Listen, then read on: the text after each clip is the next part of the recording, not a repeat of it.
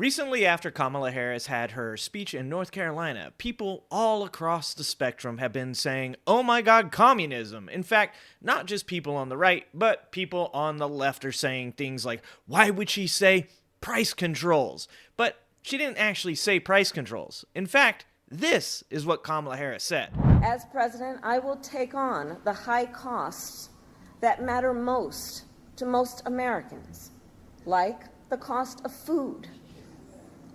We all know that prices went up during the pandemic when the supply chains shut down and failed.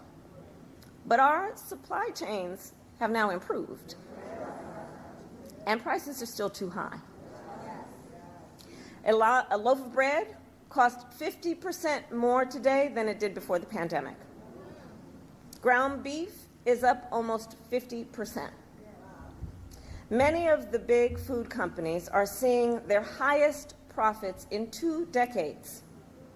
And while many grocery chains pass along these savings, others still aren't. Look, I know most businesses are creating jobs, contributing to our economy, and playing by the rules. But some are not. And that's just not right. And we need to take action when that is the case.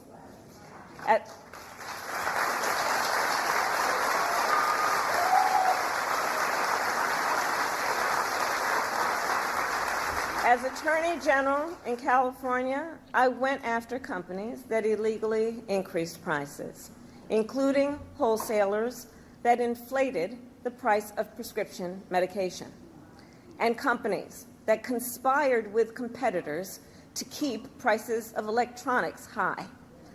I won more than $1 billion for consumers.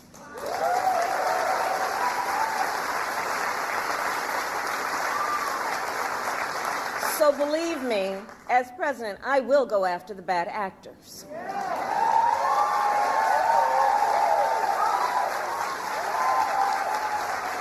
And I will work to pass the first ever federal ban on price gauging on food.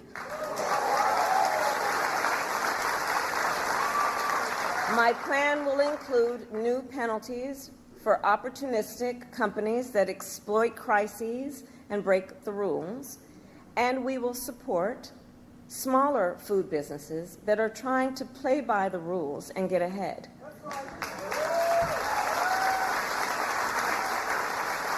We will help the food industry become more competitive because I believe competition is the lifeblood of our economy. More competition means lower prices for you and your families. So I don't know about you, but I didn't hear the words price control one time that entire time, and I made sure to play the full clip so that way no one can say that we're leaving anything out. If you want to go watch the full speech, I'll include it in the description below. I'm sure most of you guys have already seen it.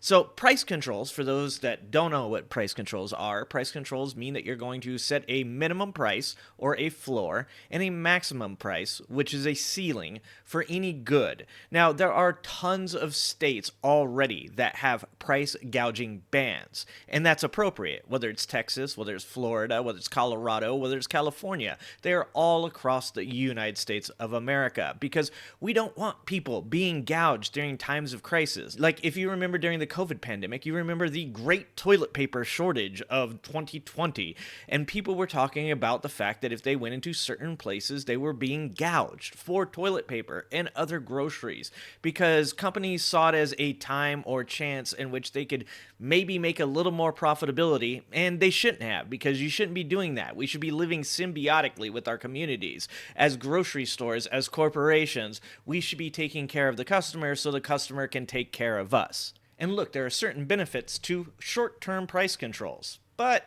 overall, long-term price controls can be really bad. They can have a negative impact on distribution, they can have a negative impact on the vendors, they can have a negative impact on the customers, they can have a negative impact on America and the economy as a whole. But nobody's asking for that. I have 20 years in the grocery industry. I have done every job, whether it's bagging groceries or managing a multi-million-dollar store. I can tell you that I'm not interested in price controls. But neither is Kamala Harris.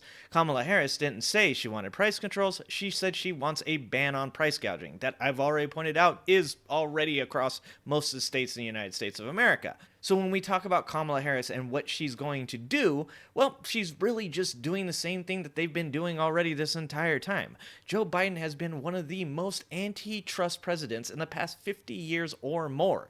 When you look at the merger that Kroger's is proposing with Albertsons, you're looking at the potential of Kroger's having something like 20% of the entire share of the retail market. And you're also looking at the potential of 3 corporations having the total control of 70% of the retail market. Those 3 companies would be Walmart, Kroger's, Albertsons, and Costco. Kamala Harris would also be talking about doing something like supporting small businesses, mid-sized businesses, and they've already done that throughout the COVID pandemic era. She's talking about using her experience as the Attorney General of California, and she's talking about putting forth watchdog programs to hold big corporations accountable for things like price gouging. And her time as an Attorney General will be actually incredibly helpful. She held Corinthian colleges to account for $1.1 billion. She held Comcast to account for sharing people's private information to the tune of $58 million. She sued Quest Diagnostics for $241 million. This is the type of antitrust lawsuits that we want going forward to hold these big monopolies accountable for the things that they do to the middle class and the lower middle class. So do me a favor. The next time you see an article or a Twitter post or some other just complete bullshit headline that says something along the lines of Kamala Harris is a communist that wants price controls, remind them that's not what she said, and they're twisting it. And if you're on the left and you're continuing to spout this like worry and concern that, oh my God, she's saying things that are communist, she's going to lose the election for the left and we're never coming back from this, and you're getting into that mode of once again spouting right-wing talking points in left-wing circles, do me a favor and shut the fuck up. Because seriously, there is nothing about what Kamala Harris said that was communist. No, what she was saying made sense. And if you're a small business or a mid-sized business or you're a consumer, an average American, then what she said should make you feel hopeful about the future. It should make you feel like you might just finally have a candidate that wants to represent you and your values. The middle class is the engine of the United States of America, and Kamala Harris wants to supercharge that engine. So, if I were you, I'd vote for Kamala Harris in 2024. All right, guys. Thanks a lot for being here. Remember, get educated and get out and vote.